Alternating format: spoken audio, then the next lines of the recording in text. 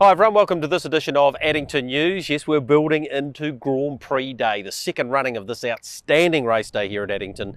8 Group 1s. We also have the Group 3 East-West Fencing Summer Cup. It's just a remarkable day. Both derbies, trotters, pacers, 4 two-year-old races, the aces they call them.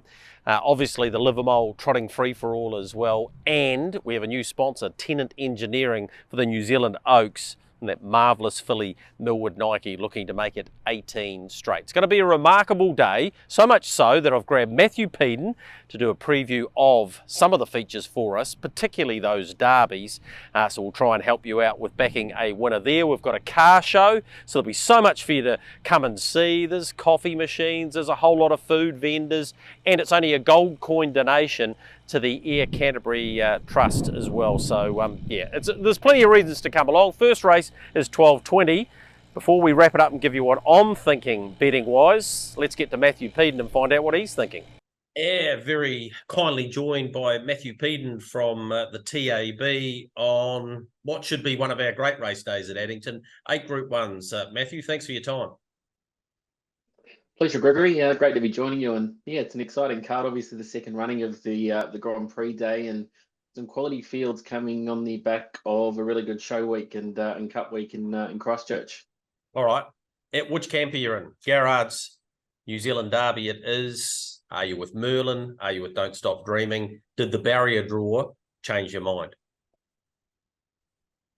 Yeah, I don't know. I don't know which way I want to go. Obviously, Merlin put an outstanding effort on the board last week and run some pretty slick time in running his last 800, which was good to see him back to somewhere near his best. And I do think if he gets to the pegs and obviously has a potential to stay there, that he's going to be hard to beat and prove hard to beat. Potentially, if Don't Stop Dreaming, he's got to work off the markers and run some pretty slick sectionals to beat him. So.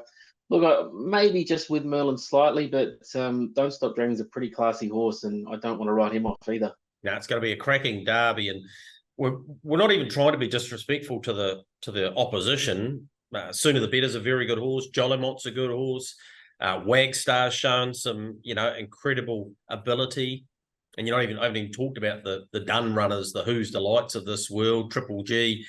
This will be a derby, I think, that will end up being one that you look back on in a couple of years and go, wow, look how many free-for-all horses come out of this. Yeah, absolutely, and I think a testament to that will be when we open up a New Zealand Cup market in the next week or so, and you see Merlin and Don't Stop Dreaming reasonably well in commission, I should say. I'd imagine they'll be around that $10 mark or slightly shorter, but I think they're obviously the next generation of free-for-allers, and as you said, looking forward to the way they can transition through the rest of this 3-year-old year and on to next year. King of the North New Zealand Trotting Derby, tinged a little bit with some sadness because you're on the ballot with a horse you got to share and bet and win. We'll probably leave that discussion there. How do you line up the Australian, the Queenslander, not as promised, against our boys and girls? Yeah, it was quite a tricky task when we went through and priced it, and he's got obviously no form lines that any of our trotters have got, and was able to go to the Breeders' Crown in Melbourne and beat them stylishly. Gate speed from one issue that I could probably have with him just from the outside of the row. He might have to do a little bit of work to get down to the marker line or close to the marker line, but it's hard to look past the way he's won those last couple, and that Trotters Derby at Maryborough was brilliant, really, and the Breeders' Crown win as well. So, if he wants to press forward from the gate and if he wants to find the front, he's going to take a hell of a lot of catching, I think. Good race, really good race, King of the North New Zealand Trotting Derby. Let's talk about a couple of the other Group 1s, the free-for-all Group 1s. Is it Oscar's race to lose? And have you been pretty generous at $1.60? I've got a colleague who you'll work out pretty quickly who that is, who thinks $1.60 is incredible. Yeah, I think the $1.60 was more so from the draw than anything else, but I think you hit the nail on the head. It's probably his race to lose, and particularly Smoke and Bandard drawing the back. But there's a couple of good horses off the front that are going to make him earn it. I mean, Majestic Man's No Mug and absolutely flies at the trip, and horses on the up, but free for a level like Mystic Max and Loving the Port as well, and Resolve's been going well too. So it's not going to be an absolute walkover, but he's clearly got the class to be the horse to beat in a field like this. And any sort of luck in running, he should be too strong, you'd think. East-West Fencing Summer Cup, racing 2, it looks like on paper. If Beach Ball gets to the markers, which most think he will, can he beat Self Assured? I think so. If you're on the pegs around Addington, running's the sort of times that Beach Ball can when you're in front, you're always going to be hard to chase, aren't you? So, especially over the trip, which he'll relish, probably going to be the main danger. I think the market tells us that, but Self Assured's got all that class, and it was great to see him back on track with that show day win. And if he can get a peach of a drive from Matt Peden, as he so often does, and get some sort of trip in running, I think he'll probably be too good. But Beach Ball's not going to make it easy for him. Now, what about the Aces races? If you had to have a bet in one of them, they're all the 2-year-old races, trotters, paces, boys, girls, what would it be?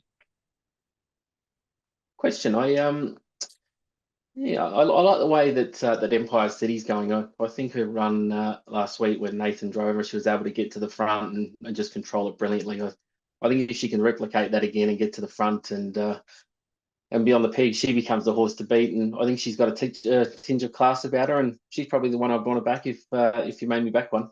All right, really looking forward to the build-up to these because the markets will fluctuate a little bit. Obviously, on the day, if the All-Stars get on a roll, then the prices will start tumbling in all the way to Oscar Bonavina in the last race. But, yeah, it's been a bit of fun pricing these over the last sort of month or 6 weeks, and I'm sure you're looking forward to the day as well.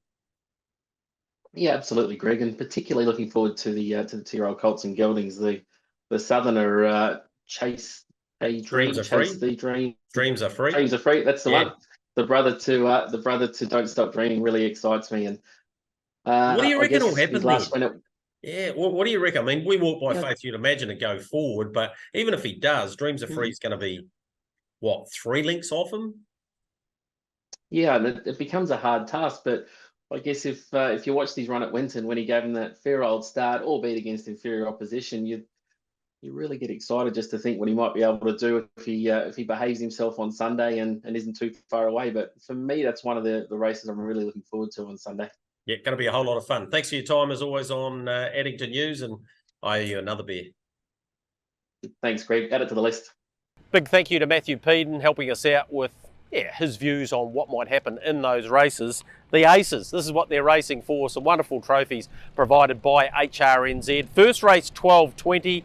Go to addington.co.nz for all your information that you might need. And the water truck's going past, making all the noise, making the track pristine for what will be a magnificent day on Sunday. We'll see you on track.